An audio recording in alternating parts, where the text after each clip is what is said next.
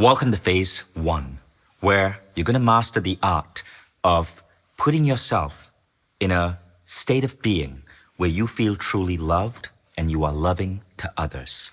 We call this phase one compassion. Compassion is expressing the intention of moving from judgment to caring, from isolation to connection, from indifference or dislike to understanding. Let me give you an idea of what this means by sharing with you a story where I was less than compassionate. I was living in San Francisco. This was about 20 years ago. I love the beautiful streets of San Francisco.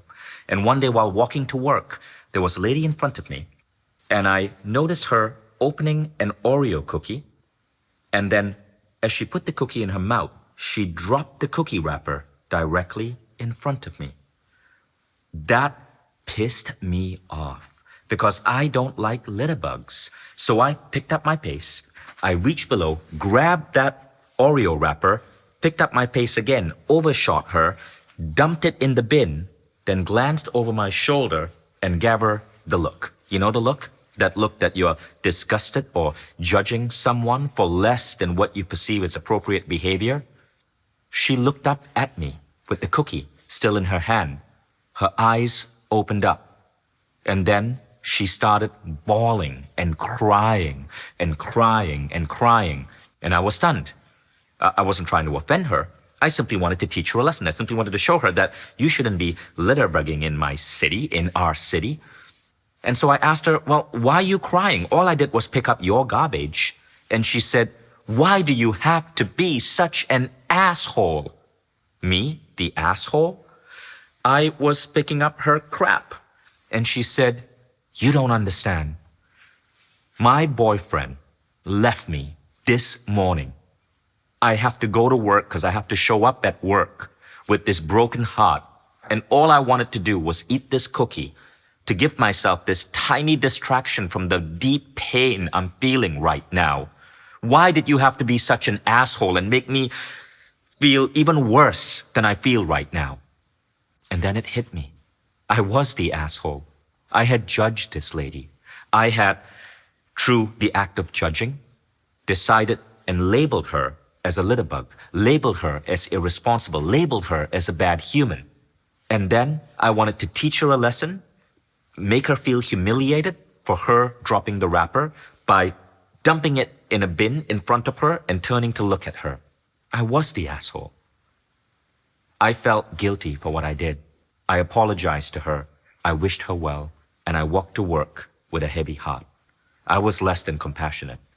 What I was demonstrating is a psychological principle called fundamental attribution error. Fundamental attribution error is this thing that happens in our mind where when we see someone else doing something that we perceive as wrong, we attribute it to their character. But when we do something that is wrong, we excuse ourselves because it's circumstance. When we accidentally litter, oh, it's because it was an accident. The wrapper fell out of my pocket. My mind was somewhere else. But if someone else does it, they are a litter bug. Likewise, how many times have you had someone cut you off on a road and you label them a horrible driver or an asshole or an inconsiderate driver? But when you do it, oh my God, I'm so sorry.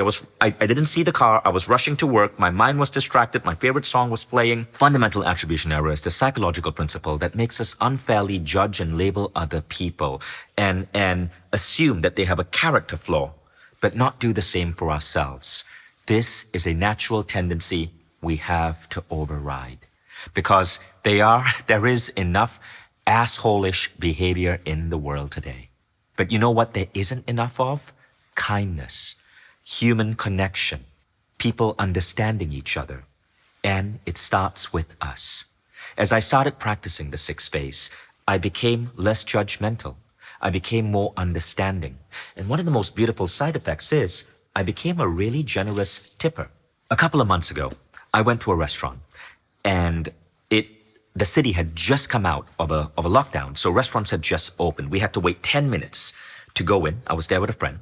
And when we got into the restaurant, we had to wait another few minutes for our table while our table was being set, during which time we had to keep a mask on. Finally, we could seat ourselves at the table, take off our mask, and wait for the waitress to come and take our order. But the restaurant was packed. The waiters and waitresses were busy. It took 20 minutes for someone to take our order. And then when our order was taken, all I'd asked for was a cup of black coffee to get started. It took 20 minutes for that coffee to come to me.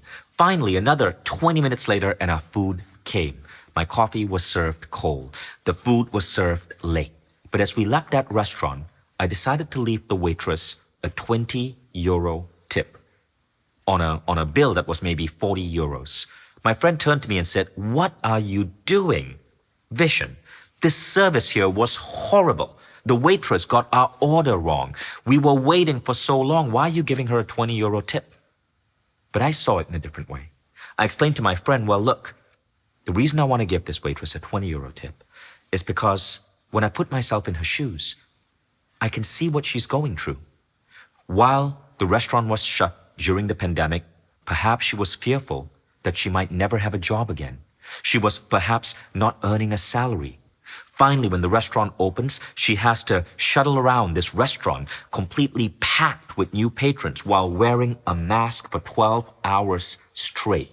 She's juggling to do the best she can. I can see that the restaurant is understaffed. And she's doing all of this with so much uncertainty in the world, so much discomfort because of the mask, because of the packed environment. She's constantly being pulled in all of these different directions by the crowd in this restaurant. And so I forgive her. I understand her. I don't mind that my food is late. I don't mind that my coffee was served a little bit cold. I'm just happy I'm getting to eat out again after being shut at home for so long. And that's why I wanted to give her a 20 euro tip. Because despite everything, this was still a pleasurable experience for me. And I can understand what she's going through. That is why I always tip in a big way. But that difference in perspective is what you get when you practice daily compassion. I'm not saying I'm a saint. What I'm saying is compassion is a trainable skill. All of us can go from being judgmental to being truly loving and kind. And when you do that, you're not just becoming a better tipper. You're not just better to the people around you. The world feels better because everyone around you, you start understanding that they are human just like you. You stop judging. You start seeing the reason behind people's behavior. You start acting from a place of empathy. And if everyone does that, imagine the world we would leave for our children. This is the point of phase 1, to go from judgment to caring and understanding. The roots of this exercise come from 2 sources.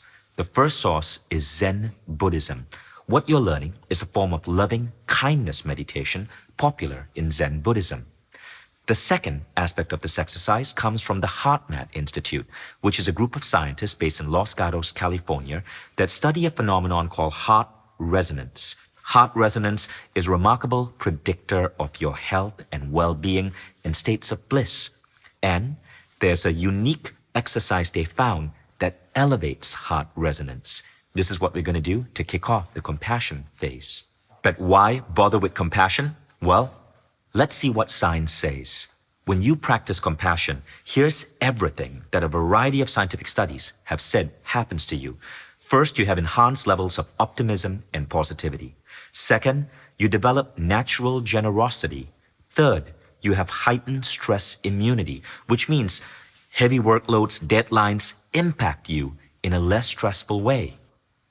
You are less reactive to annoying stimulus. There's an increased activation in brain regions associated with bonding. You see a reduction in symptoms of PTSD. And one of the best ones, reversal of aging. Compassion makes you healthier, sexier, and better looking. According to Professor Richard J. Davidson of the University of Wisconsin-Madison, compassion is a trainable skill. So, if you're a really massive asshole watching this program today, but you aspire to be a saint, we can do that.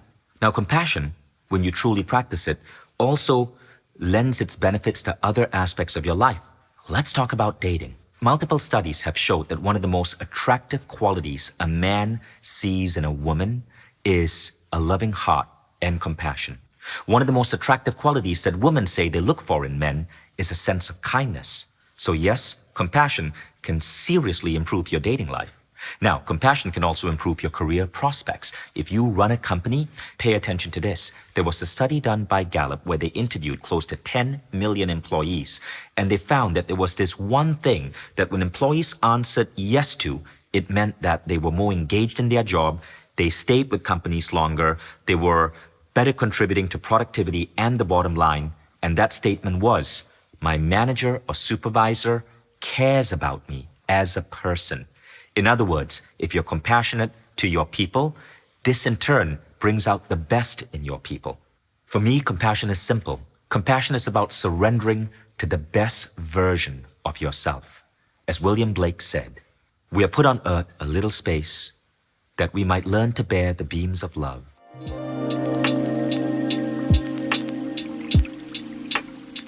So how do we practice compassion? Well, here's the exercise. Now remember, I said that this exercise starts with a modality devised by the HeartMath Institute of Los Gatos, California. You're going to generate feelings of compassion within you by closing your eyes and seeing in front of you the face of someone you love. This could be a human being, it could also be a pet. For me, it's my daughter, Eve. She's got the cutest face, and every time I see Eve, I just am filled with compassion and love. It's often this way when it comes to our children. For you, it might be your partner, your lover, your parents, your grandparents, your child, your nephew, your niece. It might be a close friend. You can pick a different person every day if you want to, but see a face of someone you love. Now, as you see that face, you're going to imagine in your heart the feeling of that love. So I would imagine the love I have for Eve right here in my heart area. And then you're going to give that love a color. So I often see compassion as the color light blue. Now, interestingly, in studies by the HeartMath Institute, simply doing this changes your heart resonance to a healthier, more beneficial level for your well-being. But now what you're going to do is, you're going to do a breathing exercise. You're going to breathe in. And as you breathe out, you're going to imagine this light blue love, or whatever color you see it, expand until you're filled in a bubble of this love. And you're going to feel this compassion that you felt for the other person towards yourself in this bubble. Let's stop here for a moment. Today, most of us need to cultivate more feelings of self-love. It's not narcissism to feel love for yourself. If anything, most of us don't have enough love for ourselves. When you can channel compassion and fill yourself with love, you're less needy of love from others. This is massive and significantly improves the quality of your relationships. Neediness is a turnoff. But when you are so filled with love that you are not demanding that people give you love in some particular way because you feel incomplete, you are better able to show up as your best self in the world and be a better partner in any type of relationship. So this is why we start by seeing someone you love, practicing that feeling of compassion, taking a deep breath, and as you exhale, you fill yourself with love. You see yourself in a bubble of your own compassion. But you now take another deep breath, and as you exhale, you see the entire building you're in. It could be an office, it could be your home, covered in this bubble of love. Now, if you're living in an apartment block, you take another deep breath, and as you exhale, you see the entire apartment block. Or if you're living in a home, the entire neighborhood filled with the bubble of your love. Imagine your apartment block as if you're looking at it through a helicopter. Your neighborhood could be something that you're looking at through Google Maps, or maybe a 3D idea of your neighborhood. And then as you do this, you feel this feeling of compassion towards all life in your apartment, in your neighborhood, your friends, family, neighbors, all the plant life and animal life. Now, if you want, you could repeat, and what the Buddhists do is they repeat a blessing. The blessing could be, may you be free of pain and suffering. May your day go joyously. You could come up with any blessing you want.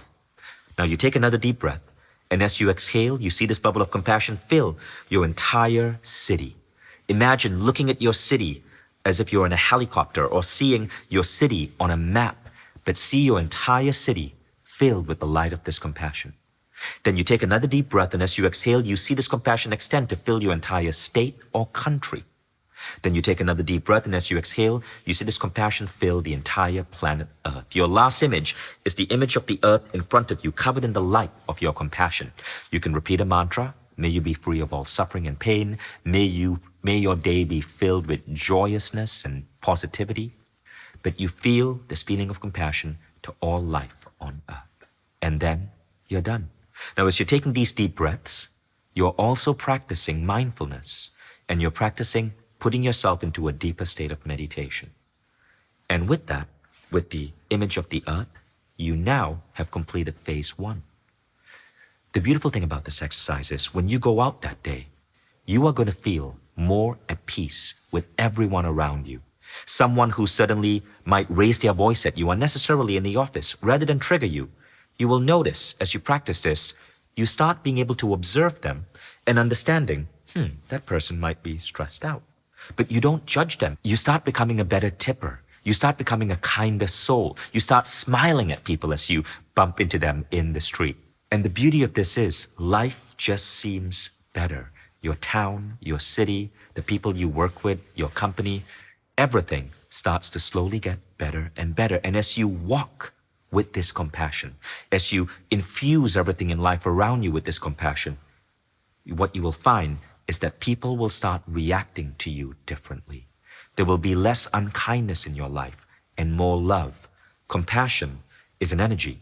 We feel it at a subtle level. And when we feel someone who's truly compassionate towards us, we return that gift to them. You start walking the world in a different way. You start lighting up a room when you walk in that room, and people will react accordingly. Of course, this doesn't happen the first time you do it. Compassion is a trainable skill, but the more you do it, the more and more powerful this ability will be. And soon you will be magnetic, and you will have an incredible positive effect on people every time you step into a room. So, let's get started. What I'm going to do next is guide you through the exact compassion ritual I just explained. This is phase 1. Now, when you do this ritual, it's going to end up being only about 2 to 3 minutes. That's exactly why the 6 phase is so effective. You're getting an immediate shift in your well-being, in the way you show up in the world, for minutes for each of these exercises. So now, I want you to find a comfortable position, sit and relax. You could be in your bed, you could be sitting on a chair. It doesn't matter what time it is today. And I'm going to guide you through the compassion meditation. This is going to take just a few minutes. When you're done, you can choose to jump to lesson 2, and then I'm going to guide you through the compassion meditation and layer on the gratitude meditation. Or you can choose to take a break for today and go to the gratitude lecture and meditation tomorrow. You decide. For now, let's get started with the compassion meditation.